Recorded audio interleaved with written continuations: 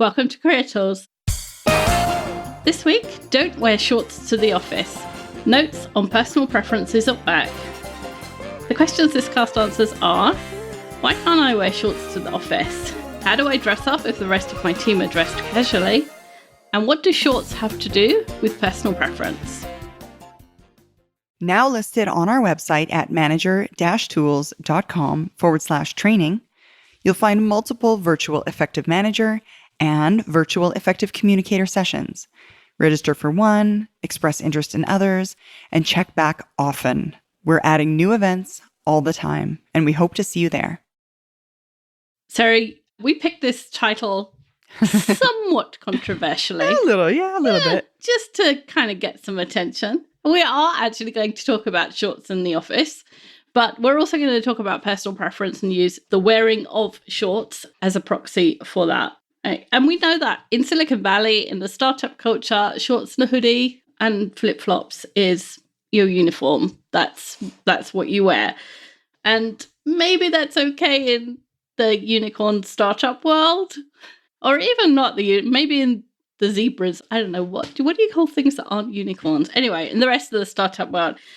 But there are some negatives to dressing this way, especially when your company goes from like 5 to 500 people. And we want to help you understand what those negatives are and how they might be applied to the larger picture of personal preferences. Absolutely. So today's outline, we're going to start by saying or talking about elaborating upon the fact that it's not really about shorts. Then accepting that people are drawing conclusions. Next, a thought experiment to help everybody kind of put it in context as a way to think about it. Then we'll discuss your intentions and that they don't matter, and then instead choosing your dress. I hope everyone's going to stick with us because it's I know, right? That's some manager tools putting it out there. So the first part is it's not really about shorts. It's not really about wearing shorts to work. It's about personal preferences at work and what's appropriate and how those personal preferences are perceived. Personal preferences meaning the way you dress, the way you keep your desk, the way you work, the things you say, the way you say them. And we're all for personal freedom and doing what's comfortable, doing what makes you most productive. But in a company, in an organization, it's not all about optimizing for one person. It's about optimizing for the whole. And some of your personal preferences may not help the entire team or the entire organization be as productive in the way that it makes you more productive. You can see if we can make you more productive and you're 10% of a team, then we've made some improvement. But if we make the whole team more productive and it's 10 people, then we've got 100% improvement. So it's a weighing up of your personal preference versus the optimization of the whole. And the other thing about this is that you have to remember that the people who can hire you and fire you, decide how much you're paid, decide which projects you're working on, decide what you get to do all day, those people draw conclusions because we all draw conclusions about the way people dress. And we're going to talk about that in the thought experiment. But it doesn't matter. Human beings naturally look at people and say, you're my tribe, you're not my tribe. Because it's a way of identifying enemies or danger, and we're hardwired to do that. And so people look at other people and they draw conclusions. They draw conclusions about the clothes you're wearing, the way you keep your desk, the way you write, the way you do your work, what you say and how you say it. And some of those choices that you make are perceived negatively. Some are perceived positively. So those are the ones we want to keep, but some are perceived negatively. And so we're going to use wearing shorts as a kind of stand-in for personal preferences and think about not only just your comfort, but optimization for the team and also the way that your personal preference might be perceived by others. Absolutely. And listen, like a knee-high tailored pair of shorts with a belt is absolutely acceptable. For example, a golf pro in a hot climate, right? In some cases, a tailored suit with shorts for men is acceptable in the fashion industry. and even police officers in many countries. And our show notes say hot countries, but I live in Canada. We're not a hot country. And our police officers are wearing bikes and have a shorts uniform option. And there are many times when shorts are appropriate, acceptable, even mandated in some cases. When we're talking about people wearing shorts to the office, though, they're rarely talking about those kinds of shorts, right? It's not shorts isn't the problem. It's the type of shorts. Yeah. We're talking about something much more casual, like cargo shorts with like a whole bunch of pockets, or board shorts. Right. And the way that you wear those is not with a shirt and a tie tucked in like the policemen do. Although I'm worried that your policemen have bikes. Do they not have horses anymore? No, they do not. They have bicycles. But where I live. It's a worrying development. Usually if you're going to wear those kind of shorts, then it's a t-shirt and flip-flops. So it's not just that your knees are showing, but also your toes. And t-shirts can show things that you wouldn't normally either.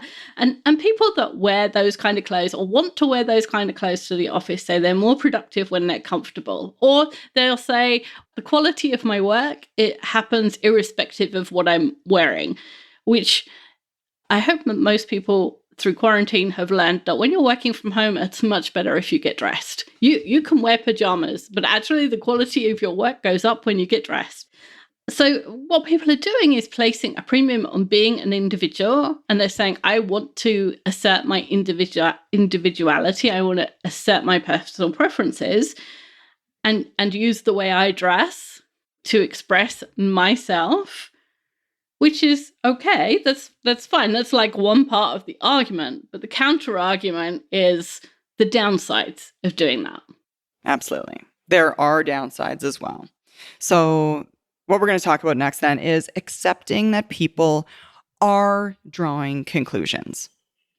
The downside is that the people around you draw conclusions about what you wear and, in turn, extrapolate information from your appearance and what that means for your work.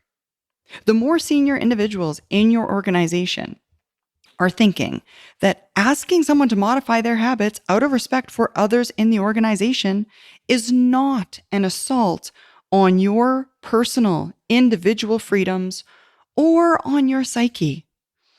It's a reasonable accommodation made by every one of us within the organization to benefit from the productivity gains that we have by working together as a singular unit, and the work we can achieve as a unit. To expect that individuals tailor or change their dress in order to be more productive in that group unit, in that group setting, right? Improving your dress, being more than just casual, is a sign of respect that you're sending to others in the organization. It says your professionalism, right? It says you're respectable and you're kind to the others around you. It's not just about you, you're a professional.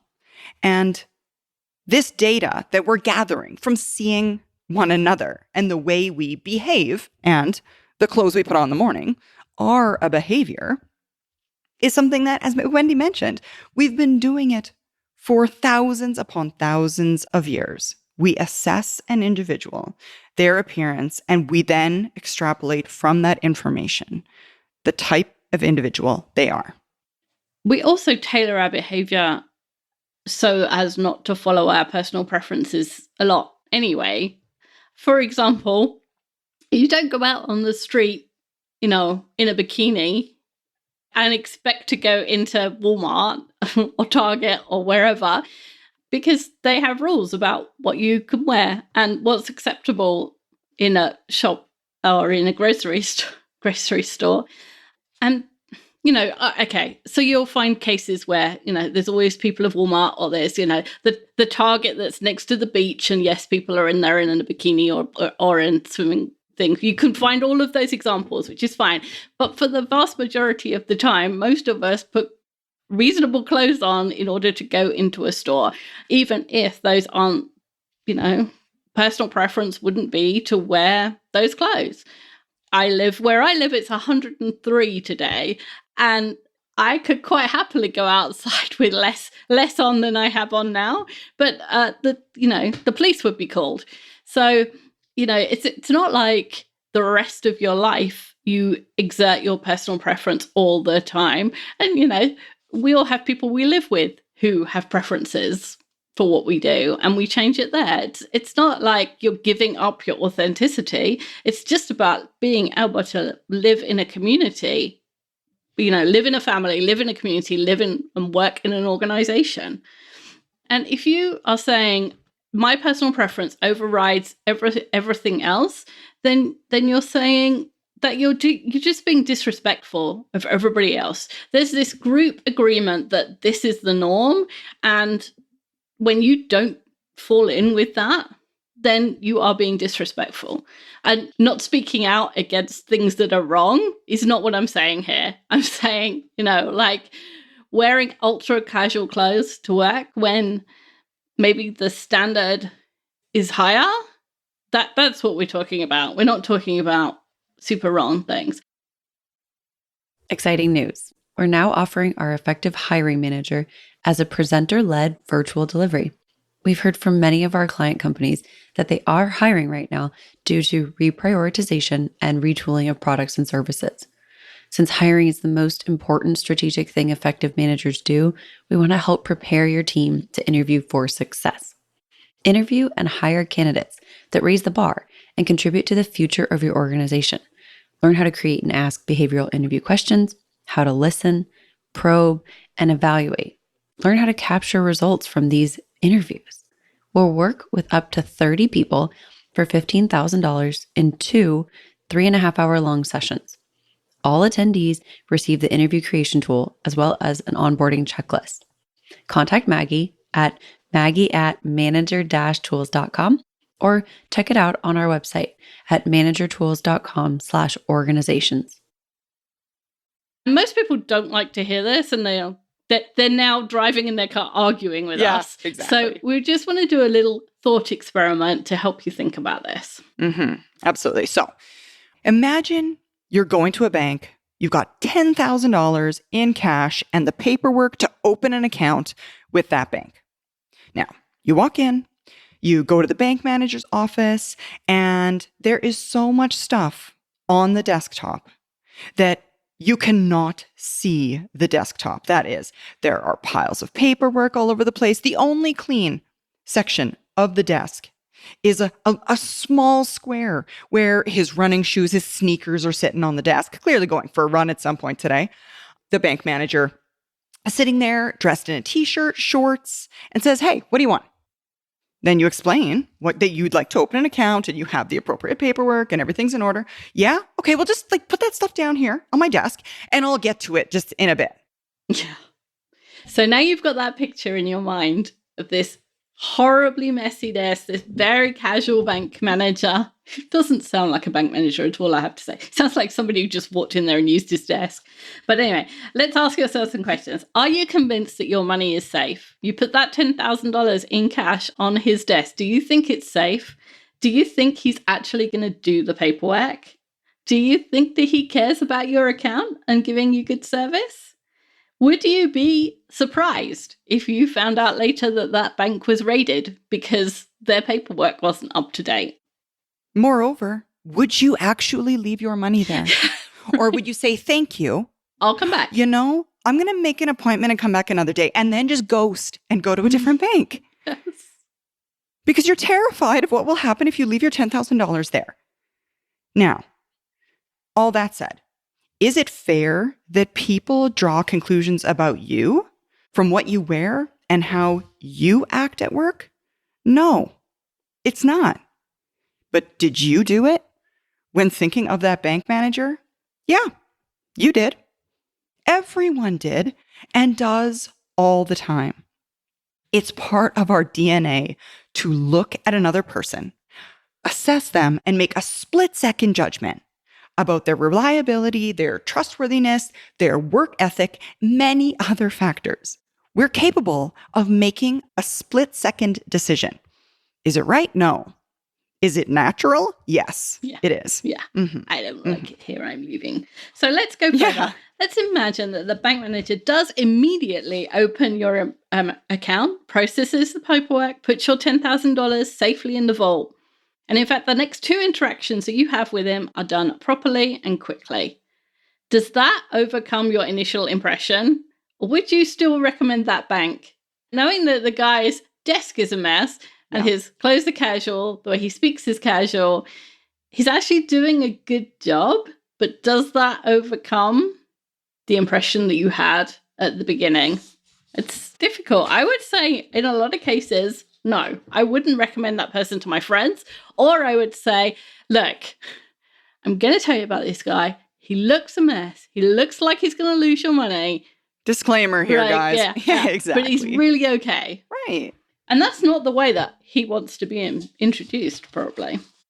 Yeah, people don't want to be coached as, well, you're going to have to look past some serious flaws, but trust me, give them a chance. Mm-hmm. You don't want people to explain you that way. So when you're thinking of a bank manager, you expect them to have an empty desk, a clean, tidy office, wearing a shirt and dress pants, a jacket, a tie.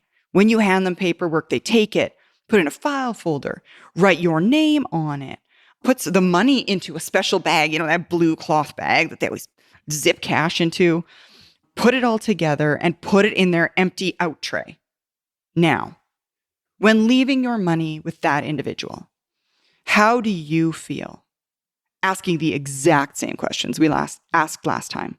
Are you convinced that your money's safe? Can you rely on that bank manager to actually follow through and do the paperwork? Do you feel like a valued customer, right? Do you think that this individual cares about your account and giving you good service? Would you be surprised if the bank was later rated for irregularities? And would you leave your money there? Yeah, you probably would. It's all about impression, The way you dress, the way you act, the way you communicate, and the way that you do your work all play into people's impressions of you. Their impression of your competence and what they expect of you. And we literally expect more of the person who's playing the part, right? You expect more of the bank manager who is wearing a suit than the one who's wearing a t-shirt and jeans. Mm-hmm. And what's more, because humans want to be right, we look for things that make us right. For instance, if I don't like my bank manager wearing a t-shirt, I'm going to look for other reasons to doubt him. Confirmation bias. Yeah, exactly. If I think that a bank manager should be wearing a suit and this one looks good, then the fact that he takes 3 days to process my thing, I'd be like, oh, okay, they must do that for everybody. There's probably a reason. Yeah. It's like some law or something. It must take 3 days, right? Because I don't want to be wrong about the individual that I trusted. I want to be right. So I'm going to find reasons to be right. Absolutely. There's no real evidence, right? If the guy has a completely blank desk and he puts my money in his empty out tray, that might just mean that he's never done any work. It's his first day and I'm his first customer. There's not real evidence that he's going to be there. There's no real evidence it's going to leave his out tray and go into the vault. But my brain wants to tell me, yes, I chose the right place. And so it's going to look for the evidence that I'm right. Absolutely. When you wear extremely casual clothes, people think you take your job casually. You may be super effective. You may excel and you're incredible at your role. But if you look like you're laid back, people are going to then look for evidence that the conclusion they drew about you, that is, you're laid back, you're ultra casual in your work, is true. You can submit 49 tasks on time, but the minute you submit one of those late, the evidence that you're overly laid back about time and deadlines, as well as dress code, will be obvious. Oh, I should have known. Yeah. I should have known. Should have known. Never trust a man whose knees you can see. Exactly. No. And here's another thought. the first bank manager, would you take that person to meet your boss or your clients? Right? Would you be prepared to say, yeah, I know he looks a mess, but he's on top of things? Would you want to give him a day's warning to clean up his stuff? That's what people are thinking about you when you're wearing shorts or you're overly casual or you're doing any of the other things that are negatively viewed personal preferences. Someone is thinking, I could take him to the client meeting, but I'm going to take Sally. She's not as smart, but she looks the part. Okay? And you are losing out to someone who's not as smart as you because they, I want to say play the game, but it's not that. It's just they show respect for the organization. Mm-hmm. Absolutely. Actually, in our feedback, when we practice feedback with our effective manager group, we have a scenario that we often do. And there's an individual, he shows up late to a meeting with some customers, and the customers grumble about his lack of respect, but love his ideas during the meeting. And every manager ever wants to go toe-to-toe with me when I say give positive feedback on the ideas rather than negative feedback on the lateness. And managers, oftentimes, they're like, no, I see those flaws, right? Mm-hmm. I see the things that are going wrong, or the he wasn't dressed professionally, or the what have you. And so many of us don't realize that our good ideas are tarnished by our behaviors, right? Because that's the argument in this one. Yeah. Being late or dressing unprofessionally for a meeting with your customer is the same thing. And those types of behaviors, if done over and over again, can actually tarnish your reputation. That is, even though you have really good ideas, people don't take them for what they are, really good ideas. And one of the other things we talk about when we talk with managers about feedback is that the why doesn't matter. So what happens is somebody will do something negative, something for which they would get negative feedback. For instance, I forgot to send an email. And then Mark says to me, when you forget to send emails, that I get problems. And so I say, I'm sorry, but I didn't have the email address, or they gave me the email address wrong. And then when I sent it, and then it bounced, and then I couldn't guess what the other one was. And I called someone else, so they didn't answer. And there's all this reason as to why I didn't send the email, right? But the thing is, I don't come into work in the morning and think I'm going to do a really bad job today.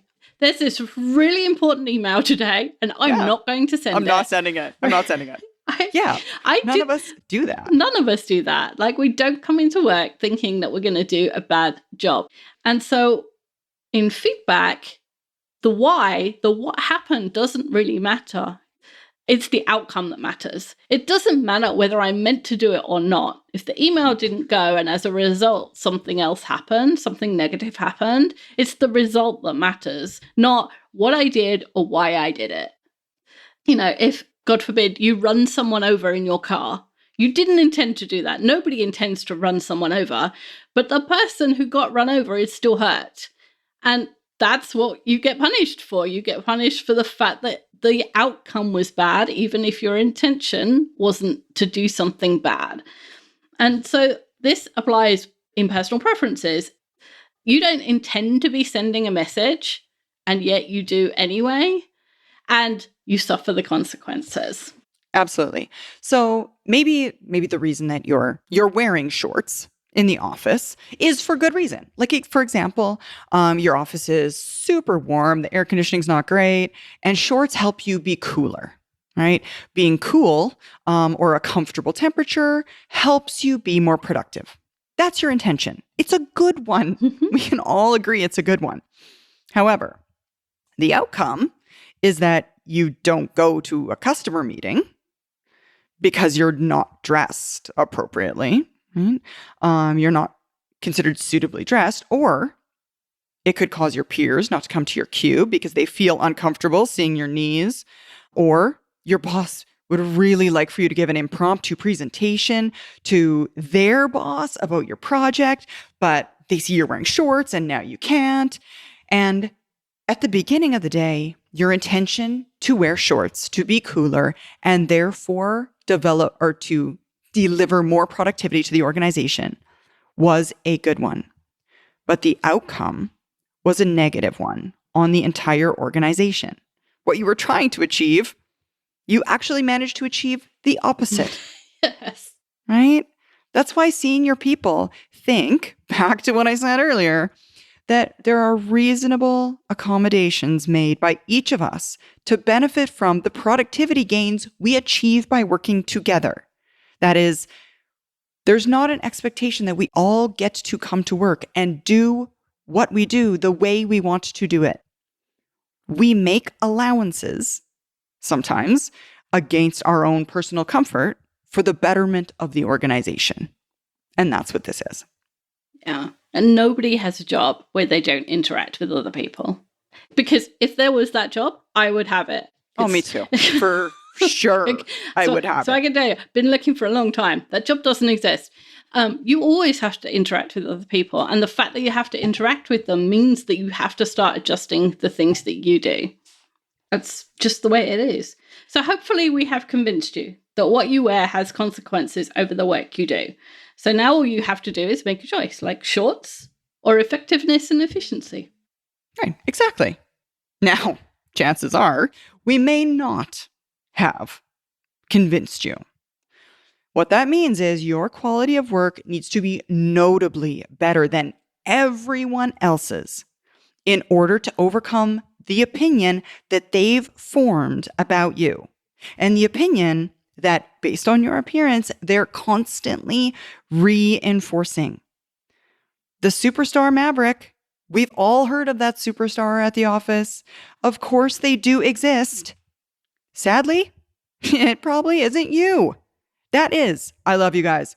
But you're not the next Mark Zuckerberg, Steve Jobs, Elon Musk. The reason that we know those people's names is precisely because there are so few. Those are those rare people that are so excellent that what they wear is completely irrelevant, because when you're a genius, you can wear whatever the heck you want. Yep. The rest of us, like me, are toiling away, doing our best. So if that's the case, why handicap yourself by dressing badly? Just seems nonsensical. Yeah, it doesn't make any sense, right? Like, put in a load of work to be productive, to be helpful, to do something for the organization, and then just on the other side lose it all because of personal preferences. And the same goes for other personal preferences. Every time you assert your personal preferences over normal behavior here or professional effective behavior, people draw the conclusion that you care more about your own comfort than the effectiveness or efficiency of the team. And when we say people, we mean your teammates draw the conclusion that you care more about your personal preferences than your contribution to the team. Your boss and other managers draw the conclusion that you care more about your personal preferences than your work and your career. And your customers draw the conclusion that you care more about your personal preferences than serving them. And maybe you think that your personal preferences are more important than all of those things. And that's okay, as long as you recognize that there are consequences to making that decision in terms of the work you do and what you get paid for. Mm-hmm.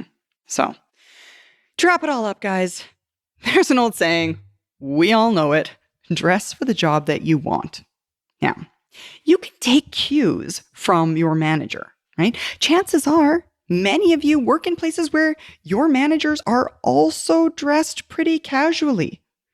So the answer is just go 10% more dressy than the other people around you, right? Instead of wearing a t-shirt, wear a golf shirt with a collar, right?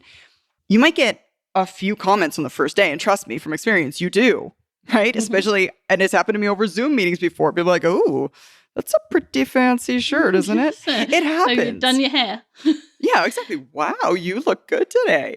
But people in general, they tend to be more concerned with themselves than you and what you're wearing. They notice it because it's impressive, and it quickly fades. They stop making comments about it, that's for sure. Like it's still that kind of psychological noticing, but they don't say anything about it after the first couple of days. Exactly. And you also can count yourself among the lucky few that know something they don't. The clothes really do make it the man. Indeed. And the lady. And the lady. Thanks, Sarah. Thank you, Wendy. That's all for this week. Next week, we'll talk about something different.